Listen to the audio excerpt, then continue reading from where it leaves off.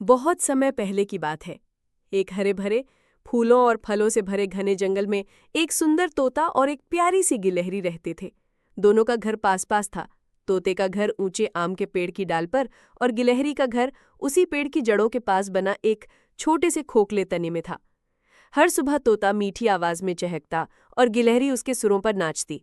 उनकी दोस्ती इतनी गहरी थी कि जंगल के बाकी जानवर भी उनकी मिसाल देते थे। वे साथ साथ खेलते, भोजन बांटते, बारिश में एक दूसरे को छुपने का सहारा देते और धूप में पेड़ों की छांव साझा करते। जब भी तोता किसी ऊंचे पेड़ से मीठे फल लाता तो सबसे पहले गिलहरी को खिलाता, और जब गिलहरी अपने नुकीले दांतों से मेवे तोड़ती तो तोते को आधा हिस्सा देती।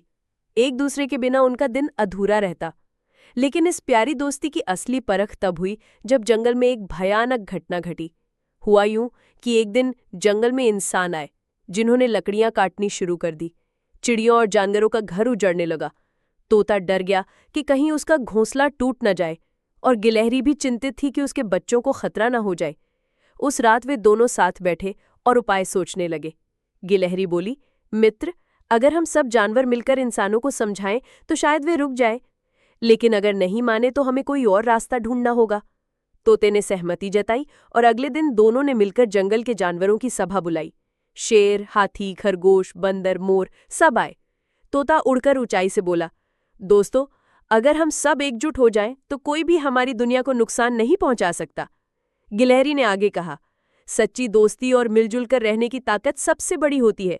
हम साथ मिलकर इन मुसीबतों का सामना करेंगे। जानवरों ने ताली बजाई और सब ने एक योजना बनाई।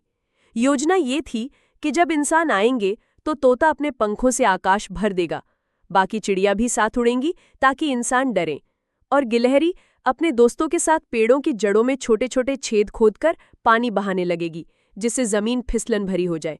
बंदर ऊपर से टहनियां गिराएंगे और हाथी जोर से चिंघाड़ेंगे। योजना के अनुसार अगले दिन जब इंसान कुल्हाड़ियां लेकर आए तो जंगल एक साथ जाग उठा। तोते और चिड़ियों का झुंड आसमान में गूंज उठा। गिलहरी और उसकी टोली ने पानी छोड़ दिया, जिससे लकड़हारों के पैर फिसल गए। हाथियों ने चिंघाड़ कर दौड़ा दिया। बंदरों ने डालियां गिराई। इंसान डरकर भाग खड़े हुए। जंगल में फिर शांति लौट आई।